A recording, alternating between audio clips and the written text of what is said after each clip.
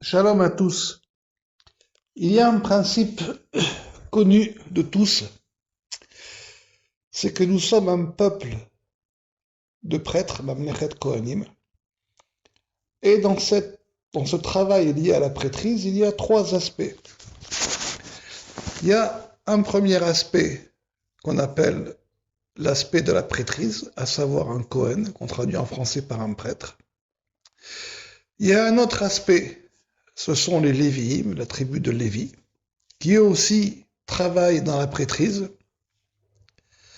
Et le troisième aspect, c'est l'aspect d'Israël, le peuple, qui lui aussi est partie prenante dans la prêtrise. Car sans lui, les prêtres ne pourraient pas travailler, donc il est aussi partie prenante. Quand vous prenez la notion de Kohen, vous voyez qu'il est écrit Chaf et Nun. Quand vous prenez Lévi, lui aussi il a trois lettres. Lamed, Vav, Yod. Et donc, il s'agit en fait d'un équilibre des forces. On sait que le monde a été créé sur des forces masculines et féminines. Et que l'homme aussi est créé de masculin et de féminin. Or, ici, si vous prenez le mot Kohen, qui est censé représenter la droite, vous voyez qu'au milieu, Chaf et Nun, il y a un Et. Normalement, la droite est censée représenter le masculin. Pourtant, le Et est une lettre qui est censée représenter le féminin. Donc le Kohen, il a dit Chen, donc oui au Et, il a accepté. Il a accepté sa place. Pourquoi est-ce qu'il l'a accepté? Parce que ça, normalement, il n'aurait pas dû avoir le Et. Il aurait dû avoir le Yod ou le Vav. Les lettres du nom du grand architecte, du Shem Havaya Baruch Hu, qui sont du côté masculin, puisqu'il est à droite. Mais il l'a accepté. Il a accepté de faire résider la présence divine chez lui. Il a accepté un équilibre qui n'est pas le sien. Si on fait la même explication à gauche, donc les Lévis, au milieu, Lamed, Vav, Yud, il y a un Vav. Ça forme Li, Vav. Moi, j'ai le Vav. Qu'est-ce que le Vav? C'est le vêtement du Yud. En réalité, le Lévi a ce vêtement du Yud parce que c'est lui qui l'amène. Ça peut aussi dire lo Yud à lui et le Yod. Normalement, il aurait dû avoir le Vav, le E, pardon, le côté féminin. Mais il dit, moi, on m'a donné cela. On m'a donné ce vêtement du Yod. Et j'ai aussi donc le Yod. Donc là aussi, c'est une force qui a été inversée. Et c'est lui qui l'a. Parce qu'on lui a donné. Donc un l'a accepté et un autre, on lui donne presque par obligation. Et donc on voit que les forces masculines et féminines sont inversées. Pourquoi? Ça c'est une question, on va essayer d'y répondre un peu plus tard. Néanmoins, l'essentiel est de faire résider un Yod, un point, dans un endroit, dans un Et. Comme un homme, dans un monde, comme on a vu dans les cours précédents, comme la notion du fait de réciter le schéma, par, justement, un travail de prêtrise. Car notre travail quotidien est un travail de prêtrise. Quand vous regardez un peu plus profondément et en même temps aussi simplement, on voit dans la Torah qu'il y a un épisode avec Korah. Korah s'est révolté, justement il était Lévi, contre le fait qu'il y ait cette notion de Cohen et de Lévi. En réalité, Korah avait un problème d'orgueil et d'ego. Il avait un gros problème d'orgueil. Donc, les gens se focalisent sur le fait qu'il a voulu finalement, il voulait finalement simplement avoir le pouvoir. Mais en réalité, il y a autre chose qui va au-delà de ça. Korach, il voulait qu'il y ait un seul axe, une seule route, dans lequel on est tous saints. Il n'y a pas cette notion de travail de prêtrise. Pourquoi tout cela? Pourquoi est-ce qu'il n'y a pas une seule route? Et lorsqu'on réfléchit par rapport à cela, eh bien on se dit finalement, en soi, l'idée générale de soi, pourquoi est-ce qu'elle serait mauvaise? Pourquoi est-ce qu'elle serait mauvaise? Mettons de côté le fait qu'il ait voulu prendre le pouvoir. Mettons le côté du fait que ça aurait été un dictateur et un despote. Mettons ça de côté. Que son intention était finalement une vengeance. Mettons tout ça de côté. Si on réfléchit juste au fait qu'il vient et qu'il dit, il n'y a qu'une route centrale. Où est le mal? En réalité, c'est vrai qu'il n'y a qu'une route centrale, c'est la route de Israël.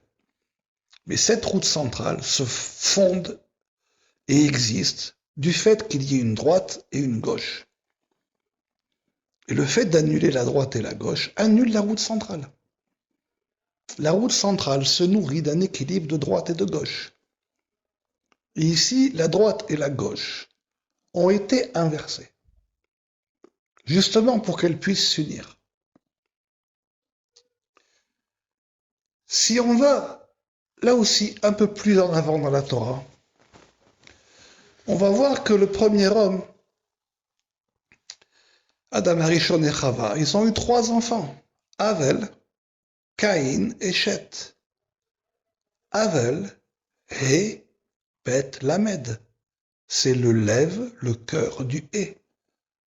Par contre, là aussi, Avel est à droite, il n'a pas le Yod. Caïn, Kouf, Yod, Nun est à gauche.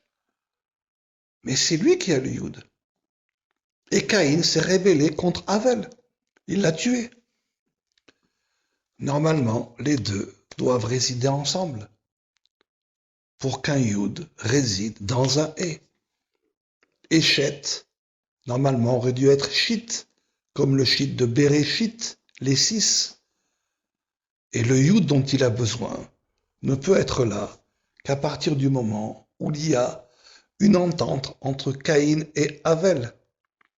Exactement comme avec l'équilibre de Cohen, Lévi et Israël. Mais si on va encore un peu plus loin, ça veut dire qu'on remonte dans la création du monde. Alors en réalité, on a un passage dans le Tanakh qui nous parle d'été et d'hiver. L'hiver, Choref, et l'été, Kaitz. Mais l'été, Kouf, Kof, Yod, Tzadik. C'est l'été qui a le Yod. Pourtant, le Yod est censé représenter et le feu, mais aussi l'eau. Et l'hiver, Choref, qui sont aussi des lettres de répar, comme les 288 étincelles qui se sont brisées à la destruction. C'est une allusion au mot poréar, le fait de fleurir, donc la réparation. Donc normalement, il devrait y avoir un bourgeonnement et un yud qui sort. Mais ce yud, pour qu'il puisse sortir, dépend des pluies. Et ici, on a fait dépendre les pluies par rapport à la saison chaude. Donc on voit que même au niveau de la création du temps et des éléments, les choses ont été inversées. Il y a eu un inversement des pôles, droite, gauche, gauche, droite, pour pouvoir leur permettre de trouver un équilibre. C'est pour ça qu'ils ont été inversés. Et pour revenir au Cohen, Lévi et Israël, qu'est-ce que Israël? C'est Yachar, droit, Kel. La première fois qu'on voit Kel, ça peut être, on peut le traduire par le mot Dieu, mais aussi par le mot direction. Il y a marqué Bereshit, Bara, Elohim. Elohim, c'est Kel Ayam, vers la mer. Quand vous regardez comment l'eau se déploie à partir de la montagne et qu'elle ruisselle vers la mer, vous verrez qu'elle ne ruisselle pas de manière droite. Quand elle creuse son lit dans la terre, elle-même vient sous la forme je dirais, de tourbillon ou de cercle, elle tourne sur elle-même. Et elle-même, les routes qu'elle trace ne sont pas droites. Sur cette terre, il n'y a aucune route que la nature trace, aucun animal qui trace sa route, aucun oiseau qui soit droit. Tout est en mouvement. Il y a marqué dans l'Ecclésiaste que Dieu a fait l'homme droit. Mais lui, il a recours à toutes sortes de contes ou de roueries, ça dépend comment on traduit.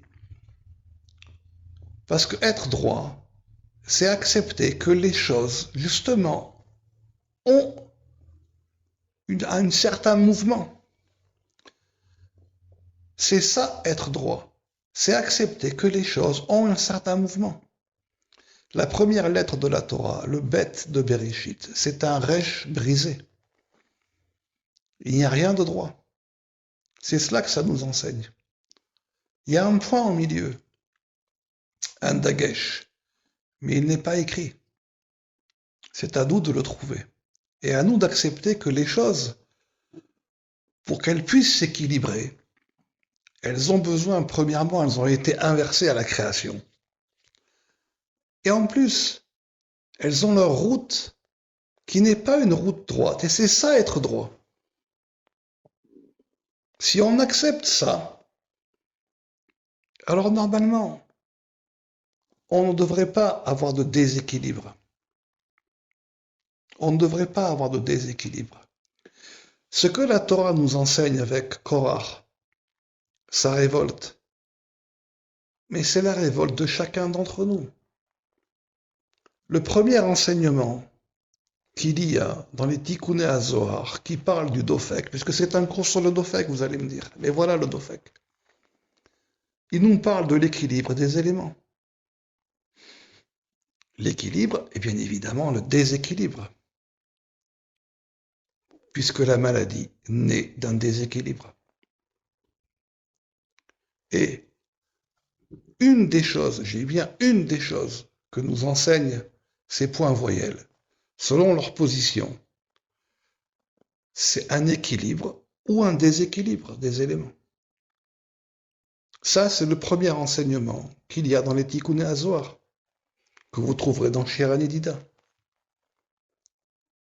Et Korah, finalement, quelque part, c'est un peu nous tous. C'est nous tous parce que on se révolte tous. On est tous persuadés que ce qu'on fait, c'est ça être droit. Parce qu'on veut que les choses se fassent selon notre vision. Et pas selon l'équilibre des éléments. Et pas selon leur mouvement. On n'arrive pas à être ce point à l'intérieur du bête de Bereshit, ce point qui ne se voit pas, mais qui est là. On veut remettre les choses droites. Mais la droiture qui est à nos yeux n'est pas la droiture des choses. La droiture des choses, c'est que justement, elles ne sont pas droites, et c'est cela être droit. C'est cela être droit. Donc, le premier enseignement du Tikkuné HaZohar est sur cet équilibre et déséquilibre des éléments que nous enseignent les points voyelles.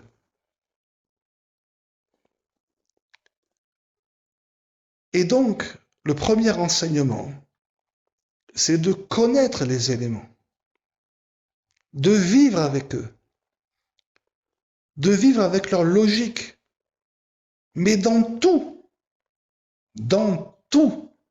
pas uniquement d'un point de vue intellectuel ou mystique, réellement, dans la parole des sages, à travers les 6 ordres de la Mishnah, dans le rapport à la loi, dans le rapport à la vie, dans la logique des éléments, dans tout.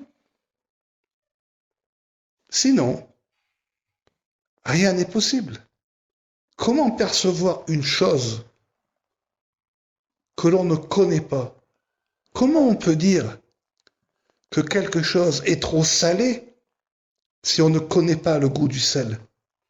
Comment dire qu'une chose est trop sucrée ou pas assez sucrée si on ne connaît pas le goût du sucre? Comment on peut dire qu'un élément, qu'un plat est trop liquide, pas assez solide, si on ne l'a pas goûté avant, si on ne sait pas ce que ça veut dire qu'un plat plus solide ou moins solide. Ça n'est pas possible. Il doit y avoir impérativement une vie qui va avec l'ensemble des éléments. Et je dirais, et à travers tous les éléments, et à travers tout le verger de la Torah. Donc, le premier des enseignements, c'est de connaître les éléments, de connaître leur logique dans tout le verger de la Torah et dans la vie, et de vivre avec. Vous savez, dans le dernier cours que je vous avais envoyé sur les maladies et le stress, je vous avais pris un exemple comme quoi il y avait quelque chose qui avait poussé et qui avait fait en sorte que la barrière se lève. Mais on aurait pu aussi prendre les éléments d'un animal qui aurait creusé un trou parce qu'il n'y avait pas eu de fondation assez solide, ou une plante qui aurait rongé la fondation et la barrière puisse s'effondrer. Les choses peuvent se voir, comme on l'a vu tout à l'heure, dans un surplus ou un manque, quelque chose qui monte ou quelque chose qui descend.